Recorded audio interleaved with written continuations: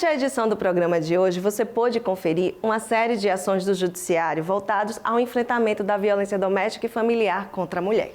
Para detalhar alguns dos equipamentos mais efetivos desse combate, a exemplo das medidas protetivas, nós conversamos com a juíza coordenadora da mulher do TJSE.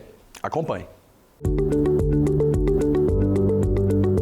A gente trabalha de três frentes, em três frentes a violência doméstica. A primeira frente é com a mulher que foi agredida, que houve alguma agressão contra ela, seja de forma psicológica, agressão psicológica, agressão física, aí a gente trabalha com ela. Como? Através das medidas protetivas, que é um instrumento legal previsto na Lei Maria da Penha, que pode ser requerido por ela, pelo delegado ou pelo próprio Ministério Público, para protegê-la. Na medida protetiva, a gente pode colocar um afastamento do agressor, dos seus familiares, uma tornozeleira eletrônica e o botão de pânico para ela. Então, é uma forma de proteção. Então, essas são as medidas. A gente também encaminha essas mulheres para os CRANs. O que é o CRAN? É o Cinto de Referência à Mulher. E lá ela vai ter um serviço psicológico, um serviço de apoio a ela, inclusive jurídico, que tem um advogado no CRAN que pode falar sobre isso, orientar as questões jurídicas, inclusive em relação à medida protetiva. Quando tem a outra frente, que a outra frente é trabalhar com os homens. Como trabalhamos com os homens? Nas medidas protetivas, nós encaminhamos esses homens para os grupos reflexivos. No Estado, temos 19 grupos reflexivos e a Coordenadoria da Mulher tem fomentado a criação de mais grupos reflexivos, porque entendemos que com isso diminuiremos os descumprimentos das medidas protetivas. Hoje, no último censo aqui da Segurança Pública, nós vimos que aumentou muito, 63%, aumentou o índice de descumprimento de medidas protetivas. E esses grupos reflexivos justamente trabalham com isso, porque nós fazemos um grupo de reflexão com os homens que foram causadores de violência contra a mulher, para ele repensar essa masculinidade, essa forma de relação com a sua parceira, de que ele teria que ter uma relação de parceria e não de submissão ou posse. Então a gente faz essas reflexões dentro desses grupos, um protocolo com 12 encontros, no qual ele vai repensar sobre isso, inclusive até se curar. Porque normalmente quem fere é ferido. E este homem justamente pode ter visto isso na sua casa anteriormente, ter passado por um tipo de violência doméstica como criança.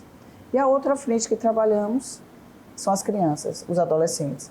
Então nós vamos às escolas, nós trabalhamos nas escolas justamente demonstrando o que seria uma violência doméstica, como se proteger da violência doméstica. E agora nos adolescentes também trabalhamos os relacionamentos abusivos. Porque a violência doméstica ela não começa do nada, ela sempre tem um início, um start. E são pequenos comportamentos que causam um grande trauma naquela mulher.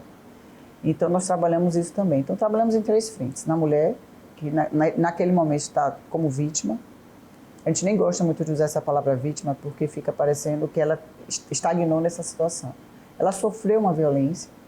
O homem que também causou esta violência, não como um homem agressor, porque a gente não quer só punir, a gente quer tratar, justamente para a gente mudar esse machismo que existe, mudar essa forma de pensamento de dominação com as mulheres. E depois essas crianças, para que, número um, se curem dessas violências domésticas que elas às vezes vêm dentro da sua própria casa e que elas não reproduzam isso nos seus relacionamentos. Então a gente tenta trabalhar dessas três formas. A gente está muito feliz com o desempenho do Poder Judiciário, porque nós, pela primeira vez, segundo os índices do CNJ, estamos julgando essas medidas protetivas em menos de 48 horas. O prazo é 48 horas e hoje nós estamos em 1 dia e meio, ou seja, inferior. E a gente quer ainda mais, a gente quer que julgue ainda mais rápido, mas todos os juízes do Estado estão cumprindo a determinação da Lei Maria da Penha. Então isso dá uma celeridade, isso dá uma resposta àquela mulher que busca a justiça e que é uma proteção imediata. As medidas protetivas de urgência do Estado de Sergipe hoje estão cumprindo a lei até em tempo mais rápido do que a lei determina.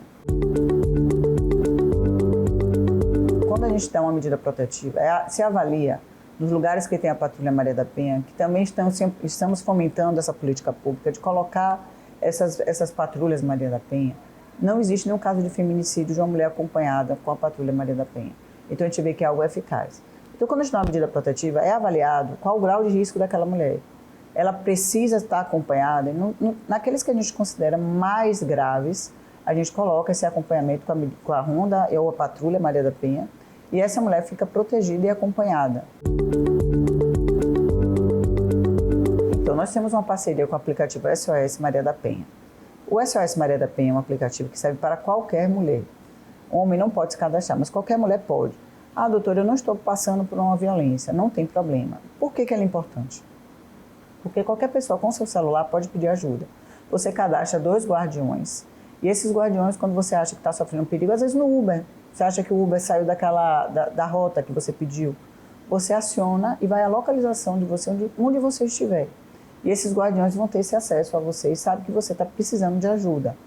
No caso da violência doméstica, aqui na capital, o SOS ele é ligado direto com a Patrulha Maria da Penha.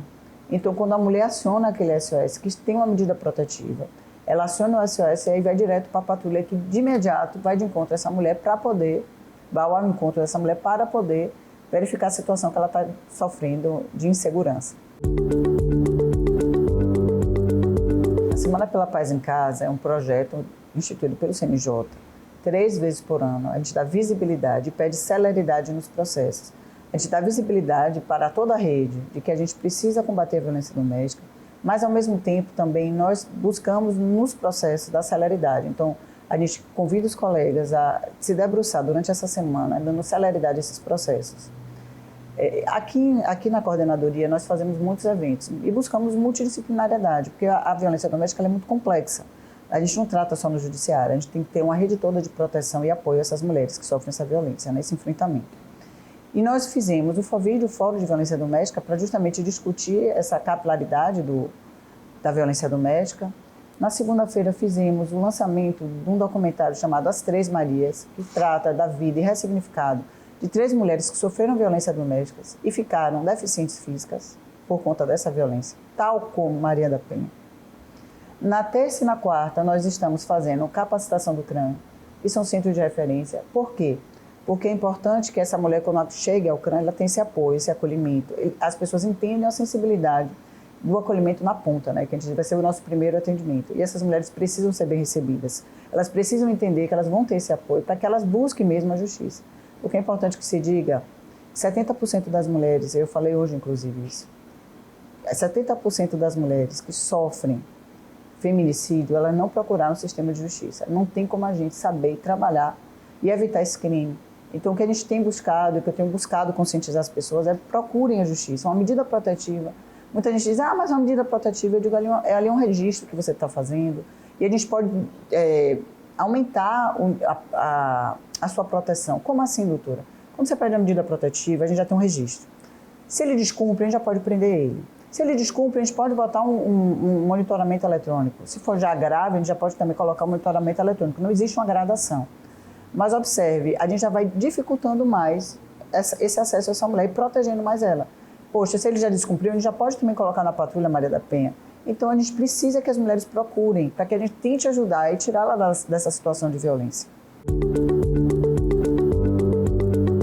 Então, eu sempre digo assim, a delegacia. Vá fazer um BO. Doutor, eu não quero ir na delegacia sozinha. Procure o CRAM. Tem 55 municípios do estado, tem CRAM. Procure o CRAM. Lá tem advogado que pode orientar. Levar ela, se ela não se sentir segura, levar ela no CRAM. Levar ela até a delegacia para justamente fazer esse boletim de ocorrência e pedir essa medida protetiva. O caminho que a gente sempre traça é delegacia ou CRAM. E lá vai se pedir alguma medida, caso ela queira, né? A gente não tutela a mulher, a gente apoia a mulher. Então, o que ela quiser é o que a gente vai fazer. Mas a gente precisa orientar ela, muitas vezes, a dizer que ela está vivendo a violência. Porque uma das dificuldades da mulher é se ver numa situação de violência. Ela nunca se vê. A gente só vê a violência quando ela é física. Mas existem as outras violências que ficam invisíveis, né? Pelo menos, muitas vezes, para ela. Então, a violência psicológica é que ela não enxerga. Então, muitas vezes, quando ela procura esse centro de referência, ela consegue ouvir outras histórias, ela consegue se apoiar em outras mulheres e entender que naquela situação ela está vivendo a violência. Por que ela está com tanta baixa autoestima? Por que ela não é mais aquela pessoa de quando ela começou aquela relação? Então, esse apoio é fundamental. Então, para mim, hoje, se você perguntar o que é que pode a mulher fazer numa situação de violência, procure ajuda. Procure a delegacia mais próxima. Se não quiser ir para a delegacia, procure o CRAM. Até para você primeiro entender qual é a situação de violência que você está passando. E essa edição do Sergipe Justiça se despede aqui. Obrigado pela sua companhia. Nós retornamos na próxima semana e aguardamos você. Até lá!